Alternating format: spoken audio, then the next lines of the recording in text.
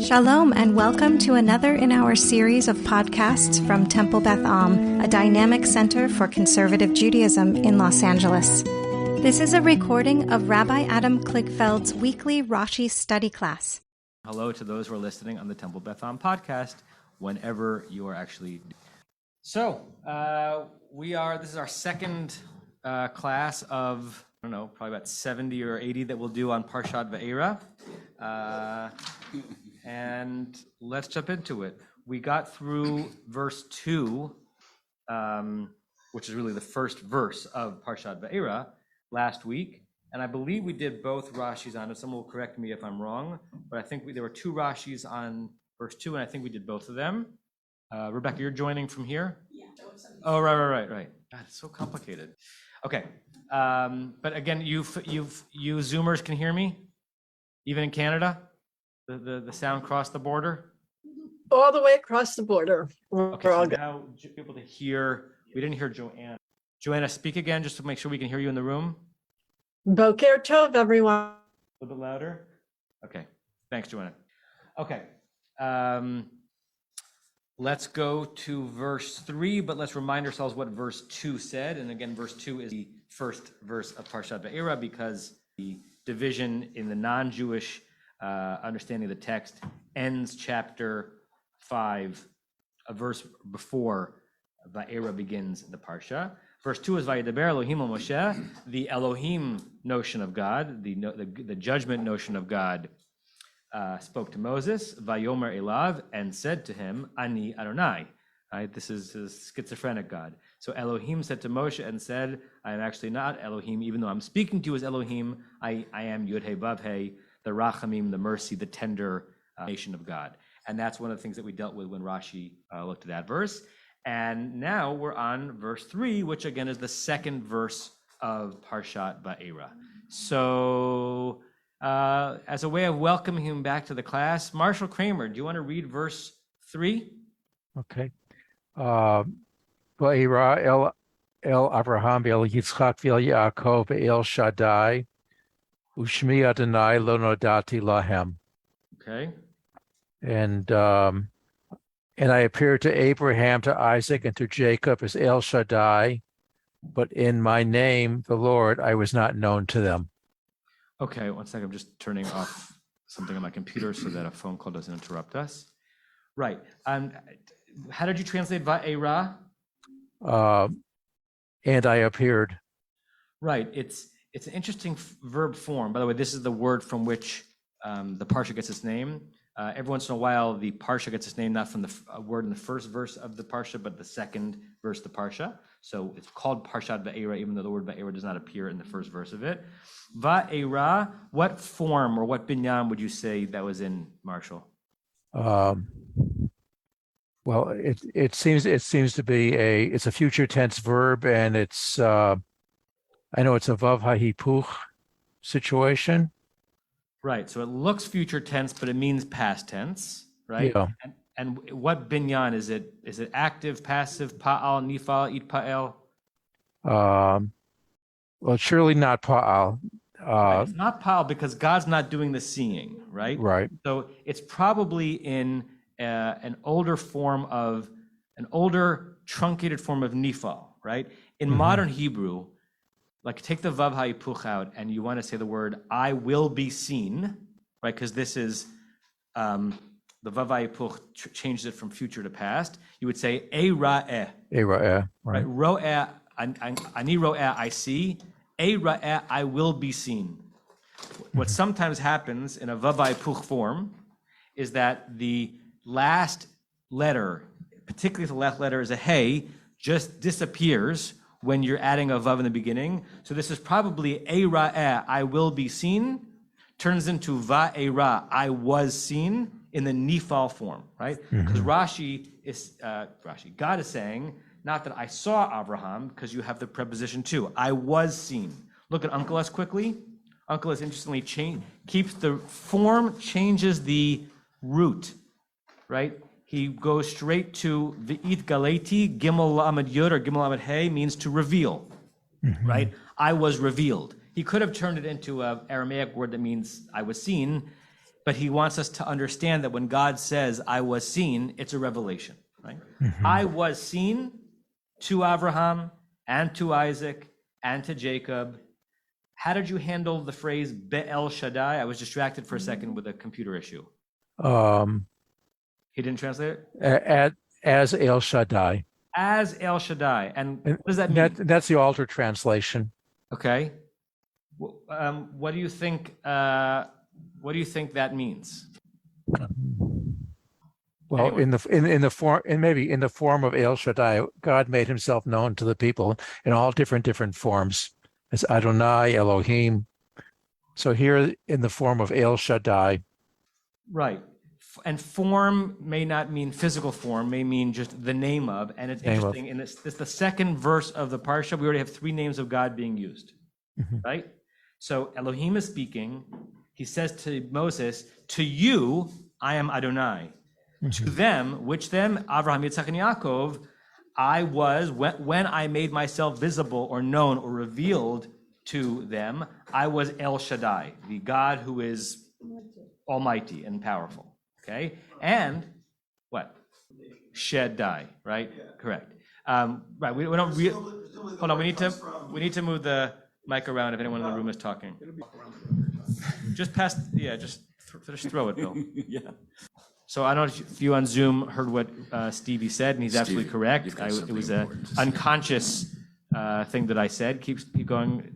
I'm going to say most scholars think that Shaddai comes from the word for hill, but that's based on a bunch of 19th century German scholars who were very prudish, and more modern scholars think it probably comes from breast, because when El Shaddai appears in the book of Genesis, it usually refers to the patriarchs having children. Right.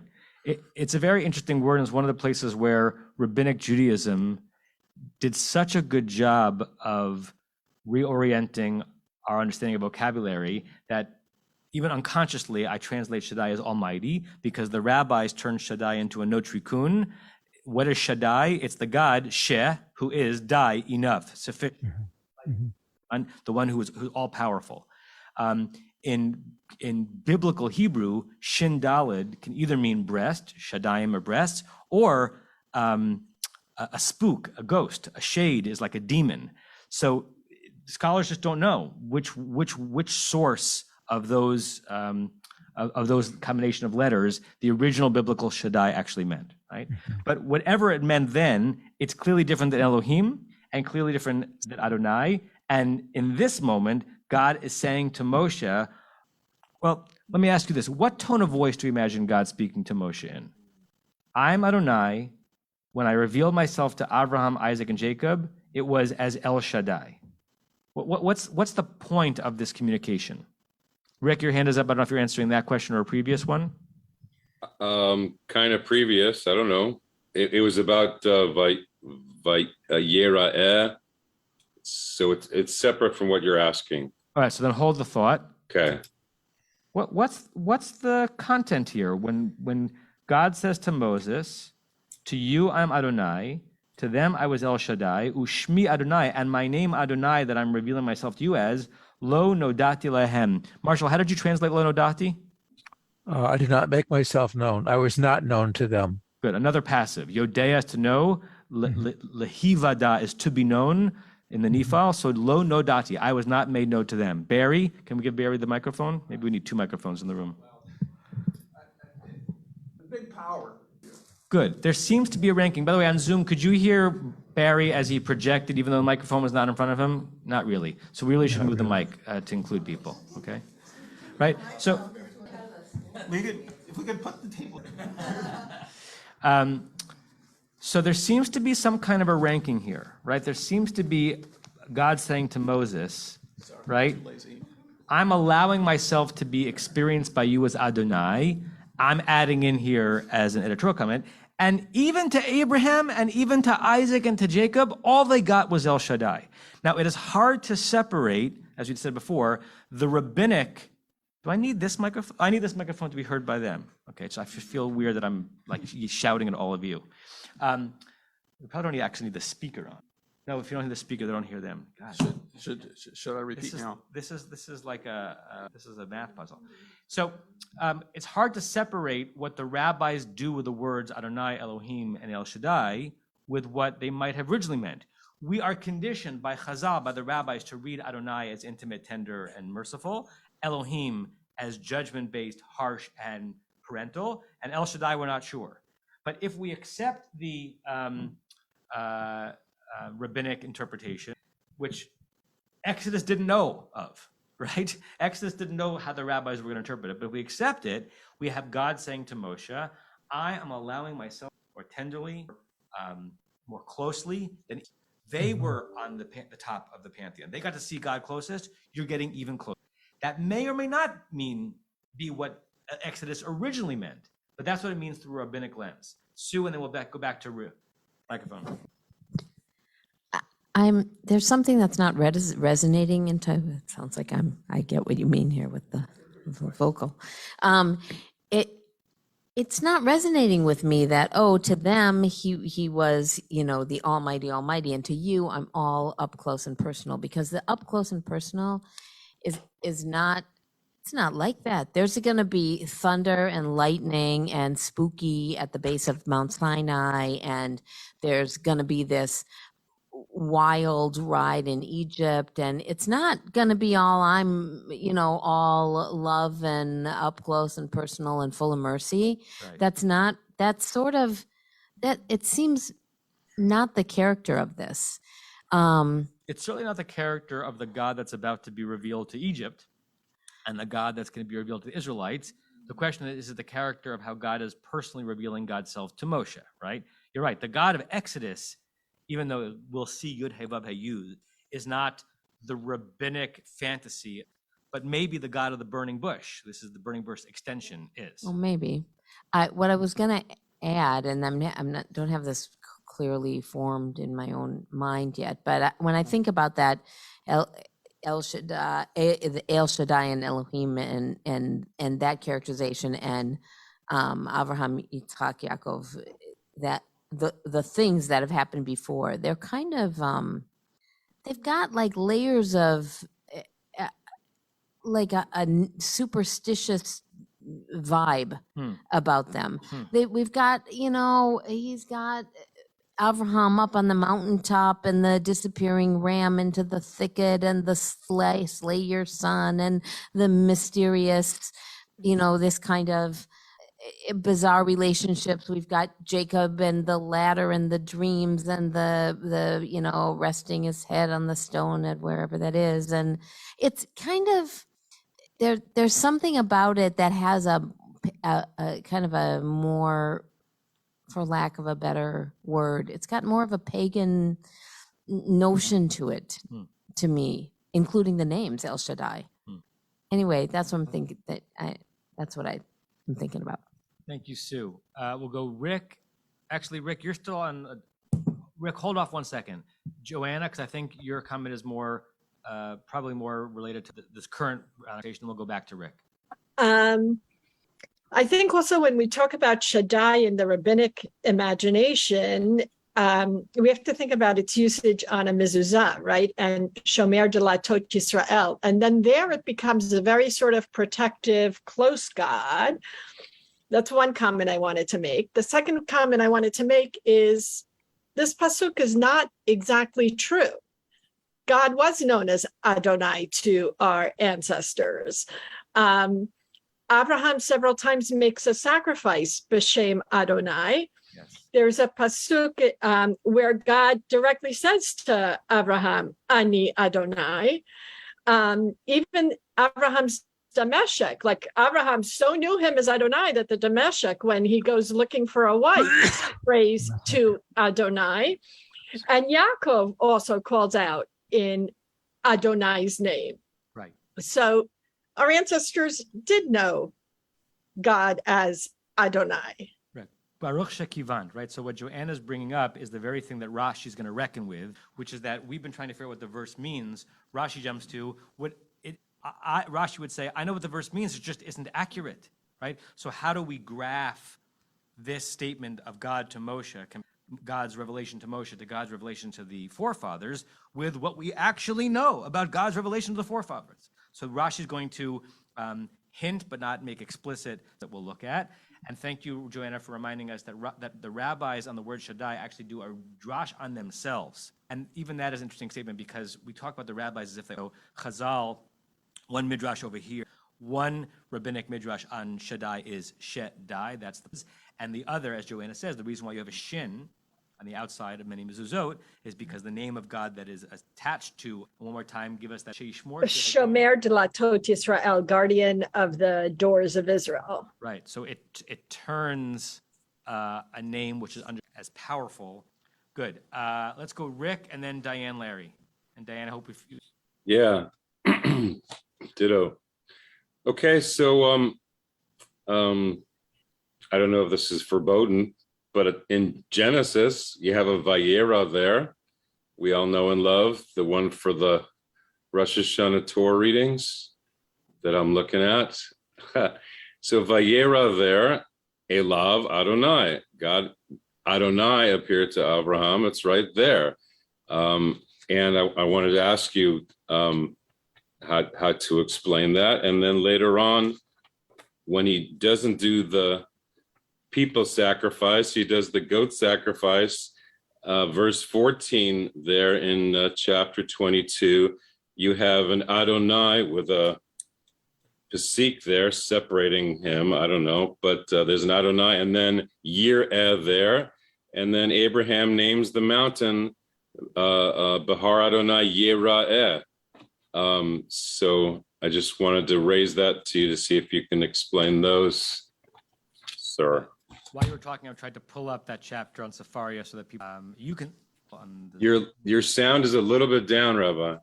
My sound is down. Is that better? Now, yeah, it's better. Yeah. Okay. Yeah, your comment is a cousin to Joanna's comment, which is that if you do a close read of Sefer Breshit, the book of Genesis, there are many times, including in sections of the text that are evocative of Va'era, but they're only kind of accidentally evocative. There are two parshot that rhyme, Vayera and Va'era, right? Vayera is the parsha in which we have the binding of Isaac, and Va'era is in Shemot, where God does indeed appear as Yud He Vav He to the ancestors. Pause 1 second. Alan, would you go to security and ask them to turn the air conditioning on here? It's getting very warm. Yeah, thank you. So Rashi will give us a partial answer to that, but you're astute to point it out. Diane or Larry, I don't know whose hand was up. Both of us, I'll start. I'm wondering if El Shaddai is some goddess, given the reference to Shaddaiim, like hearkening back to Mother Earth type earlier God, and also whether El Shaddai was more location specific, whereas Yud He Vav He is a universal God who goes wherever you go. Which banging are we hearing? We're hearing Amelia. Oh, okay. She's banging on her friend. I'm like, am I hearing banging on La Cienega or okay? You got to pull that door closer. Okay, yeah, those are interesting possibilities, Diane. And masters, if not doctoral theses, have been written about the names of God, including the potential biblical origins of Shaddai. I don't remember what BDB. I guess let me pull this up. The Brown Driver Briggs, which is the classic biblical dictionary of roots, as opposed to the Jastrow, which is the rabbinic Hebrew. So let's see what BDB says. So you all can see it, and everyone on Zoom can see it. Maybe it's a 2-letter root. Oh, I don't see it in the 3. Shaddai. No, that's the. Sure. Klein has a lot to say on Shaddai. So various attempts have been made to find the etymology of this word. It is generally derived from shaddad, in the sense to overpower, hence rendered almighty. Some scholars compare it with the Akkadian shadu, mountain. Others connect it with shad, breast, and render Shaddai by provider, sustainer. Still others derive it from the base appearing in Aramaic, Shaddai, he hurled, he threw, and translate Shaddai by the hurler of arrows of lightning and thunder. Several scholars refer to the Arabic Sada. He stretched out his hand, and Sada, he heaped benefits, he reconciled persons at enmity with each other, and render Shaddai by dispenser of benefits or protector of peace. In this case, the form Shaddai could most easily be explained as a Pa'al form, whence also Salach, forgiver. Our sages explain that Shaddai, whose divinity suffices for every creature. That's the Shaddai. That's the Shaddai, right. Achilles, Machos, and Theodotion render Shaddai by Ikachos, sufficing, sufficient, thus following the explanation of our sages. Right. So that all could be summed up in one sentence. We have no idea, right? Which gives even more engine to rabbinic interpretation because we are more lenient with the rabbis in doing fanciful interpretations when the actual meaning of the word is less clear. Yes. Microphone.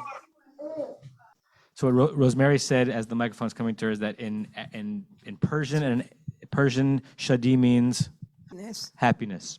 You can take that as well. Rabbi, can I make a comment? It's Larry. Larry. Yes. Where'd you go on the screen? I'm here somewhere. Yeah. So I'm going to sound like my usual broken record. First of all, I want to step back and see where we are. There were all of a sudden, and I don't think we've discussed this last week. Larry, can you speak a tiny bit louder?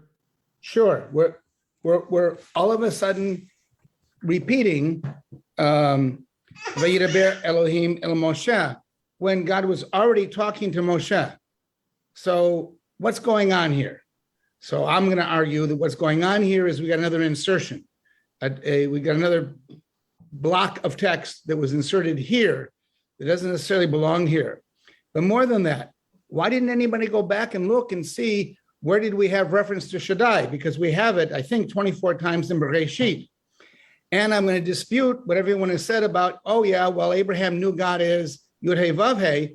Well, no, we have the text that says that's what he knew him as. I don't know what he knew him as. I don't know what these stories, original stories, had. And I'm inclined to believe that it was Shaddai and not Adonai or Elohim or Yud-Heh Vav-Heh.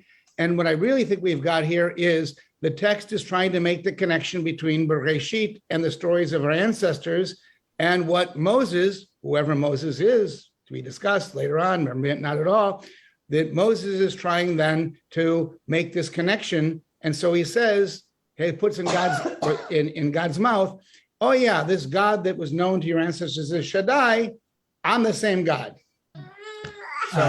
Wonderful, Larry. And you're also partially predicting Rashi because Rashi, just to give some of the store away, is going to make a distinction between their knowing that God had that name and they're actually experiencing God in that particular aspect of God, right? It's the difference between like cerebrally or intellectually knowing that something is true and then actually experiencing that in that personal way. Barry?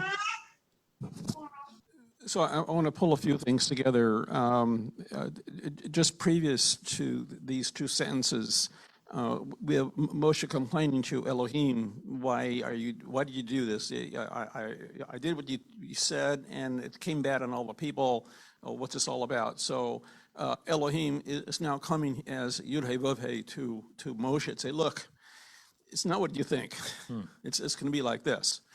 And this is the first time that we have Nodati as a Yud-Heh Vav-Heh. There's been the appearance of Yud-Heh Vav-Heh previously in various times, but this is the first time Elohim is Yadati as Yud-Heh Vav-Heh to Moshe. And because of what's occurring here is, look, it's not what you think. It's this way. I need to show you who I am.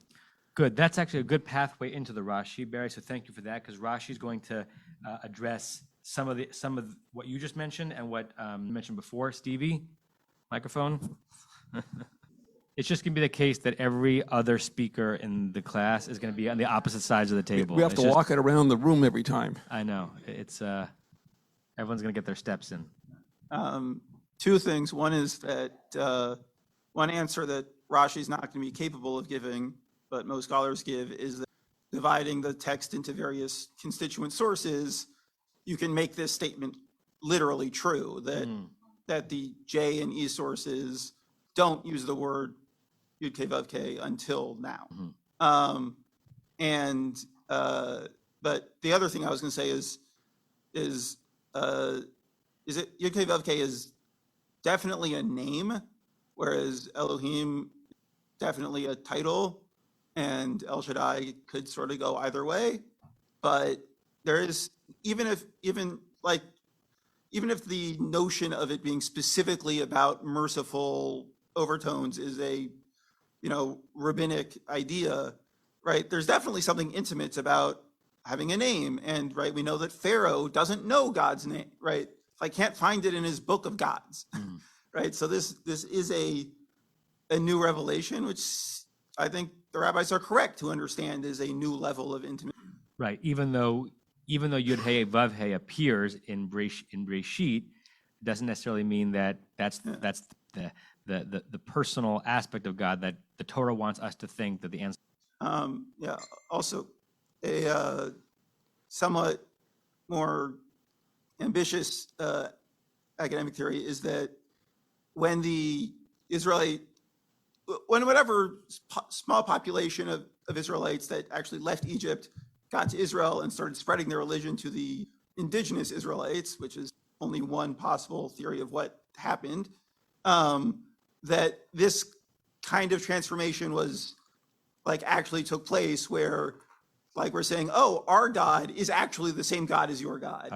And we see lots of overlapping God names throughout Tanakh, and sort of cross-identifications. And some like to point to this story as sort of saying, oh yeah, the God of the Levites was in fact the God of everybody, and it's not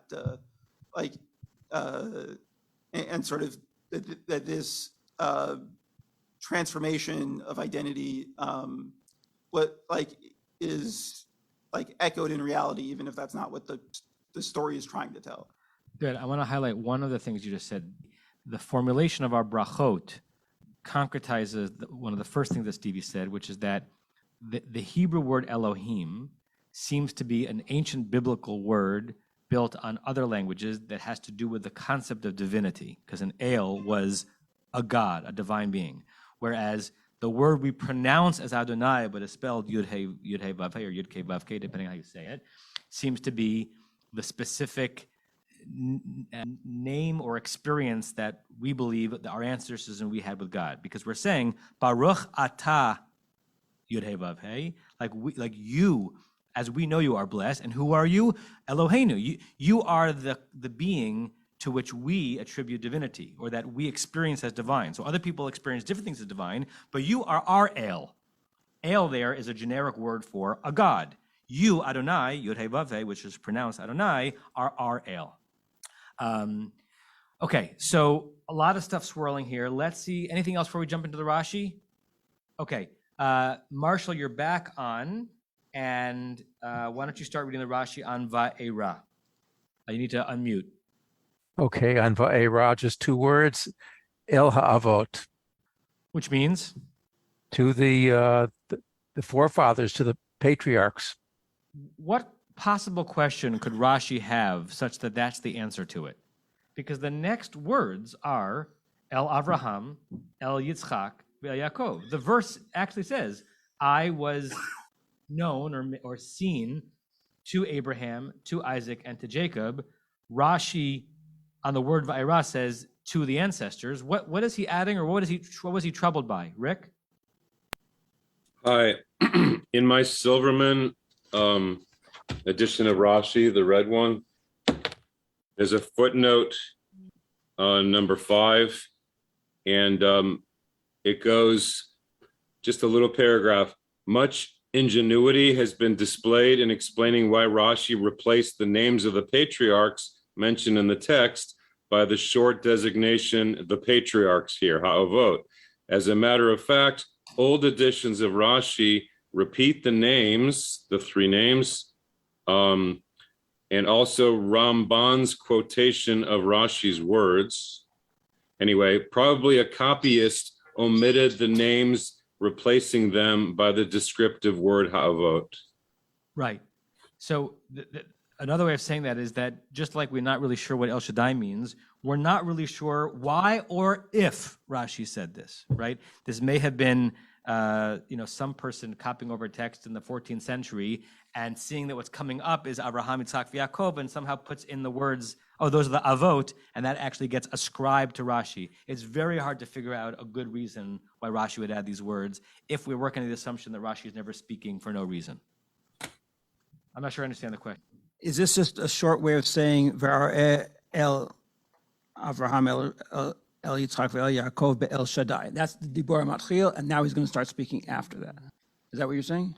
I wasn't saying that, but that's just a possibility as well, because by asking that question, are you suggesting that Rashi's version of the text in Exodus didn't say Abraham, Yitzchak, Yaakov, but rather El Ha'avot? No, it's just a shorthand, as you were saying. Rashi but that was not shorthand. a commentary. That's just part of the Dibur Matchil. Okay, that's another possibility, right? That when Rashi's commentary was captured over, it's probably after the fact that the words that we see in bold were added to the commentary. That was done by an editor. And it may be that an editor consciously or unconsciously truncated the part of the verse, El Avraham, El Yitzchak, El Yaakov, not as part of Rashi's commentary, but just as the words on which Rashi's commentary comes into El Havot. And we don't know. What's fascinating about it, is there a footnote in this one on it? Because I forgot to check. I've been looking at different Rashi. If there's a manuscript issue, our Torah Chaim mentions it. Yeah, footnote 4. Mm-hmm. Right. Ratzah harav lekatzer halashon. Rashi wanted to shorten the language. V'kavanato bazeh, and his intent with this, eino rak lefaresh milat va'era, is only to explain the word va'era, shehi b'mkom va'avtiach, which is in place of, and I promised, lahodia leMoshe, to inform Moshe, sheshlichuto, that Moshe's job as a messenger, lo haita bechinam, was not for no. Oh, he's now actually getting ahead to what Rashi is going to say. So let's not finish that footnote 4. I'd rather actually read it inside the Rashi than the footnote. But no one's 100% sure why the words El Avot are there. Keep reading, Marshall. Okay. Ushmi Adonai lo nodati lahem. Lo nodati ein But I katif. think you skipped on the Be'el Shaddai. Oh, I'm sorry. Be'el Shaddai hiftachtim haftachot v'chulan amarti lahem ani El Shaddai. So I made certain promises to them, and in all of them I said to them, I am El Shaddai. Knowing how Rashi's commentary works as well as you all do, because you've all confronted hundreds of Rashis, what seems to be missing from this Rashi commentary that you would have expected, given how Rashi normally does things? Rashi has said that the word El Shaddai means that I promised them promises, and all those times I promised the ancestors promises, I did it with the words Ani El Shaddai. What would you expect to come next? Quotations. Rashi loves to send us back into the places, and so that Rashi can say to us across ages, I'm not making this up. It's very interesting that he doesn't put it in here. Now, jump ahead to Rashi's comment on verse 4, his second comment on verse 4, which we may or may not actually get to today. And you'll see that in that commentary, on the second comment of verse 4, he has quotations from 3 different places in the book of Breshit. Those are the ones that should have been also included in this commentary. And I want us to look at them now because we can't really make sense of his comment here without actually seeing the places that Rashi was probably referring to when he said, hey, I promise, I spoke to all the ancestors, and when I did, I used El Shaddai as language. So I think that Rashi will often find maybe some example of something, but then say like, oh, this actually happened every single time, right? So like the beginning of Vayikra, it's like, oh, before God spoke to Moses, God called Moses. Actually, that happened every time it says that God spoke to Moses. Right. So, like, he doesn't necessarily find the examples when he does that, I think. Joanna? I posted a comment earlier in the chat, and now that verse is even more relevant. Perhaps because Rashi can't give quotes, because there's a quote that doesn't work even with this. In Genesis 15:7, God is talking to Abraham and saying, it's not going to be Ishmael, you're going to have another son, and he makes promises to him, and he ends by saying, Ani Adonai.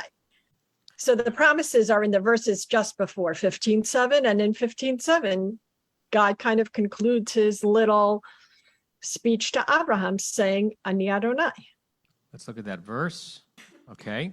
So Vayomer Elav Ani Adonai, God said to Abraham the exact same words that God says to Moshe in our verse, but by saying it to Moshe, God is saying, I didn't make myself knowable to the ancestors that way. Here in our verse, he says, I am God. Asher Hotzeitich took you out of the Ur of the Chaldeans, to give you this land to inherit. So you're making the point, Joanna, that the reason why Rashi doesn't quote a verse is because he knows that if he starts quoting verses, there could be verses quoted against his comment? I think, yes. Let's look at some of the verses that he could have quoted here that he actually does quote in the next verse. So, okay. So, chapter 17 of Breshit, Vayhi Avram ben Tish'im Shana. Avram was 90 years old, V'tesha Shanim, 99 years old. Vayera Adonai el Avram. We have the same verb. This is the who brought us to this earlier. That this is Parshat Vayera.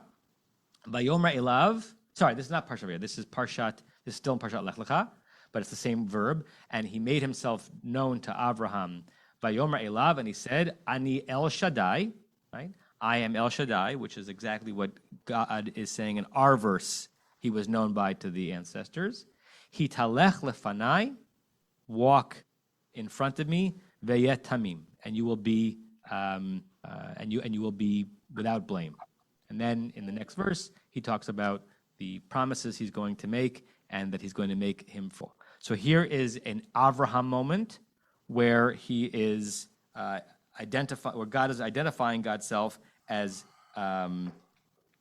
El Shaddai.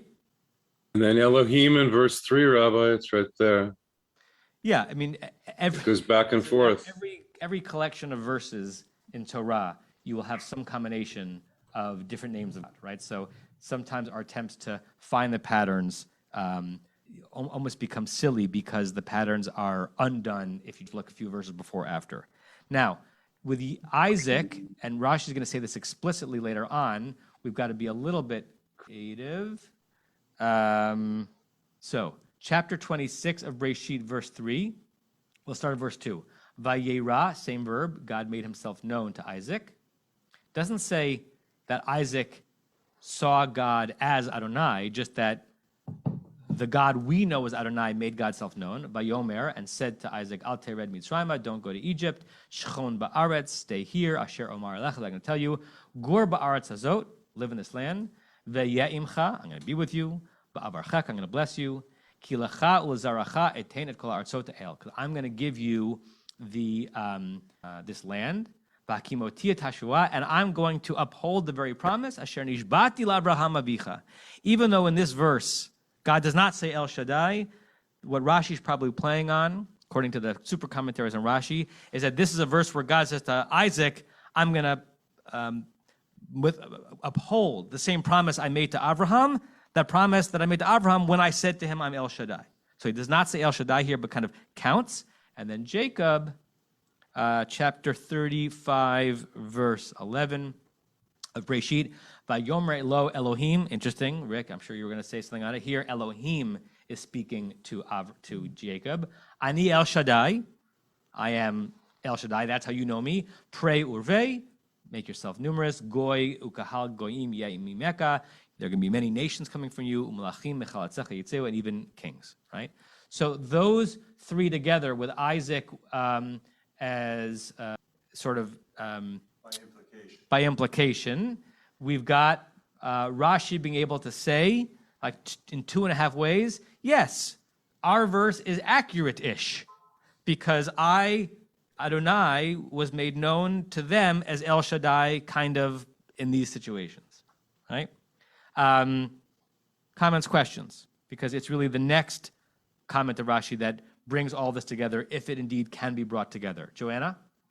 I'm going to hold with what I was saying before, that this is problematic, because in 15, if you look at the verses just prior to the one that 15:7, 15:5, 15:6, God says the same thing. You're going to be a father of many people, as numerous as the sand, and ends with Ani Adonai, and that's earlier. So in 15, he's Ani Adonai. This is a repetition, where this time he's El Shaddai. The more we go into this and read the Rashis in the opening lines of Parshat Va'era, the more sometimes people say with a little bit of chutzpah, Rashi, maybe you should have just skipped over this, right? Because every association he's making to astute readers like Joanna and many of you can be undone much more easily than other Rashi commentaries. And sometimes Rashi's comments were weaker than others. Let's actually try to finish what Rashi says in the verse. So now we're back to Marshall Ushmi Adonai. Ushmi Adonai lo nodati lahem, lo hadati ein kativ kan ela lo nodati. Okay, what does that So mean? it's not written here lo hodati. I guess I did not cause my name to be known, but ela lo nodati. By my name, the Lord, I was not known unto them. This is very subtle, right? In order for us to understand Rashi's subtlety, we have to guess what Rashi thought the difference was between a he-feel causative and a nifal passive. And boy, do we get lost in language jumps here from medieval Hebrew to modern Hebrew, and just from Hebrew to English when I even say these words in English. But something like the words, I did not have them know, is different than I was not known to them. Somehow we have to divine an important distinction there, right? Lo hodati would have meant I did not inform them. It doesn't say that. It says lo nodati, they didn't grasp it. Now I'm saying that in English in a way that I think is what Rashi means, right? Like I listen, I could say at the end of this class, no, hodati lehem, I taught them a lot about Rashi, but lo nodalahem, they didn't get any of it. I would never say that about you because you all get it. But there's a distinction between informing someone and them absorbing it. And I think that's what Rashi's saying here. It does not say that I didn't announce, or sometimes, as Joanna has showed us and others, actually use Yud He Vav He in relationship to them, but their experience of me was never Yud He Vav He. Their experience of me was maximum El Shaddai, lo nodati, didn't penetrate their theological consciousness. Barry, microphone. Yeah, 3. So there's a key line in Rashi where here b'midat amituk shali. We haven't read that yet. We're about to get to it. let's have Marshall read it, and then we can. Well, okay, it kind of pulls together the question. Okay, so then let's have Marshall keep going. Lo nikarti lahem. Okay, lo nikarti lahem b'midat amitut shali. So I was not recognized by them in my attribute of, I guess, keeping faith from emet, she'aleha nikra shemi Adonai, by reason of which my name is called Adonai. That which means ne'eman le'amet divarai. That is, I am, I guess, faithful to fulfill my words. Yeah, I love, by the way, in Hebrew, you can take the word truth and turn it into a verb, to truthify, le'amet, right? We don't have that in English. You can't, I don't think there is a way to turn truth into a verb, but le'amet means to maybe aver, right? To make something true or understood as true. Keep reading. Okay. She'harei hiftachtim v'lo kiyamti. For indeed I made promises to them, but I did not fulfill them. And I guess it means here during their lifetimes I didn't fulfill them. So as you're chewing on the pshat of what Rashi might mean by saying that, let's go to Barry, and then we'll go to Joanna, and then I'll tell you what I think Rashi means here. Barry? So the form of having been known, I didn't have myself known yet, because I wasn't ready yet to fulfill promise. I made promise, but wasn't ready to fulfill. Therefore, I couldn't yet have it known to them yet. Right. I think that's getting close. Now I'm with you, Moshe, and this is how it's going to be. Right. It's as if Rashi is saying that God is saying, yeah, of course they heard of Yud Hey Vav Hey, and I made promises to them as what I would do for them and their ancestors Yud Hey Vav Hey, but they never got to experience it. They didn't get to experience it either interpersonally because they didn't experience that presence of God, and they didn't experience the promises fulfilled. In fact, that story ends with their ancestors in Egypt, not with their ancestors numerous in the land of Israel. Was Joanna's hand up? Put her down.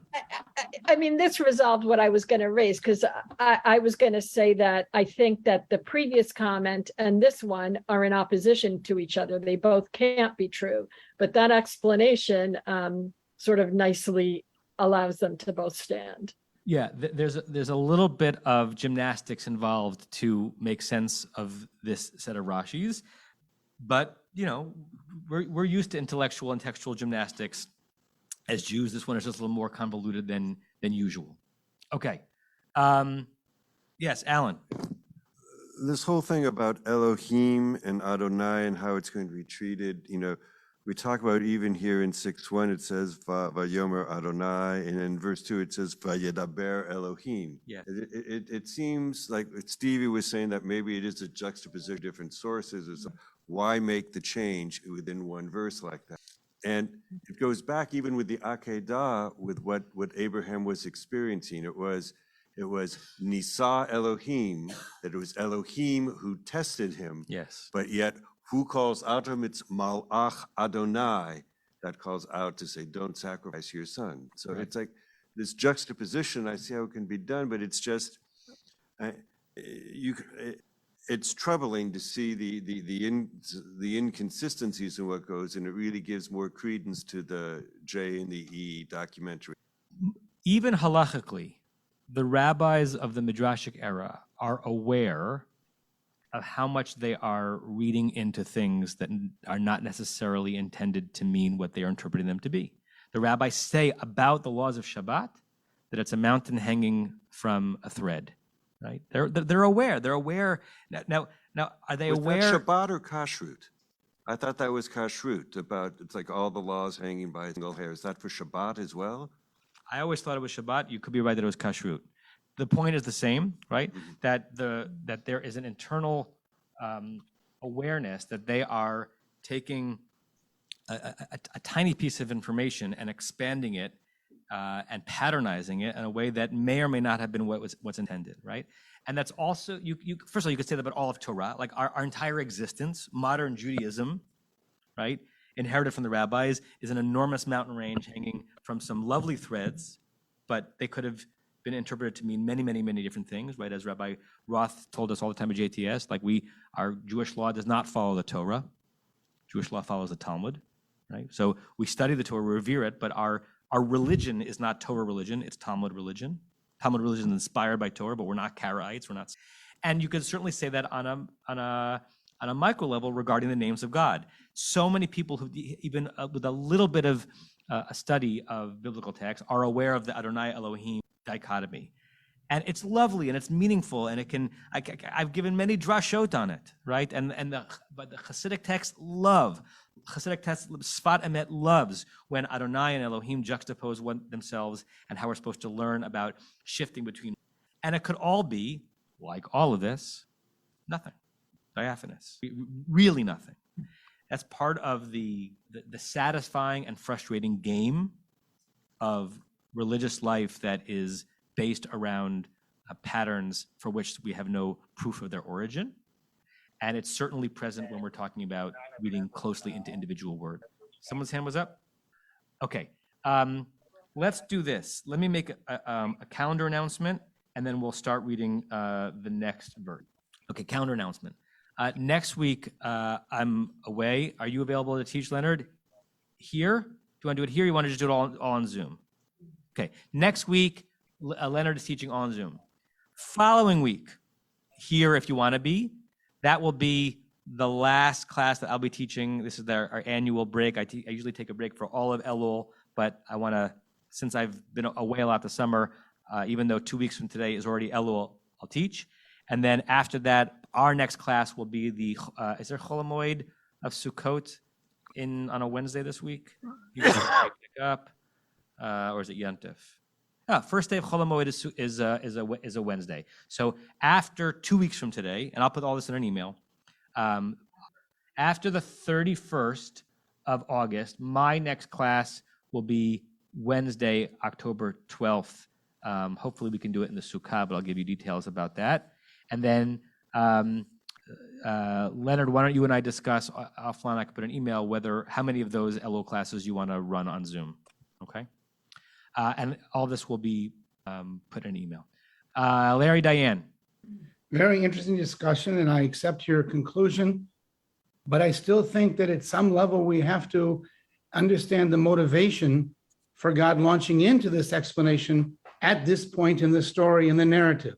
In other words, whatever you think the reason is for the narrative having God make an issue of his name, we have to understand, why does that come in the story right now? Good. Now, maybe that can wait, because what we have for the next 10 verses or eight verses is a story into itself.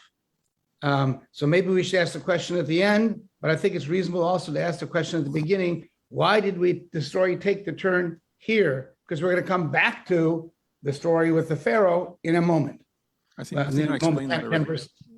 It's a good reminder, Larry, that when we stumble on some of the nitty-gritty specifics and try to square it away with other places in text where words appear, do not appear, and how that makes sense with the flow of rabbinic interpretation, that the story can also be, the text can also be, and should also be understood with its own internal narrative coherence. And so whatever Elohim and Adonai mean, El Shaddai mean, why does the God character, if you will, in this scene express this to Moshe, given what's about to come? Do you want to offer a theory on that?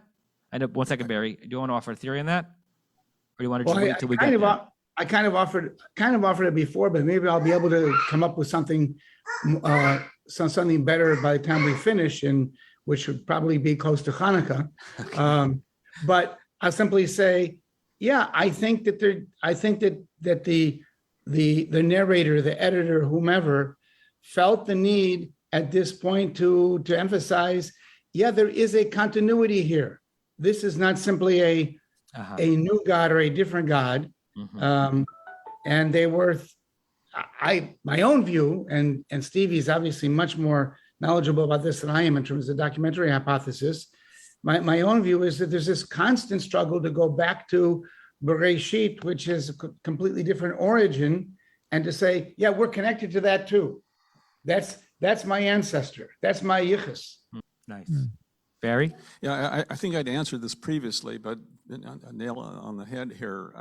We just reviewed God needing to fulfill the promise. He made promises before, but wasn't yet ready to make himself known because the promise wasn't going to be done yet.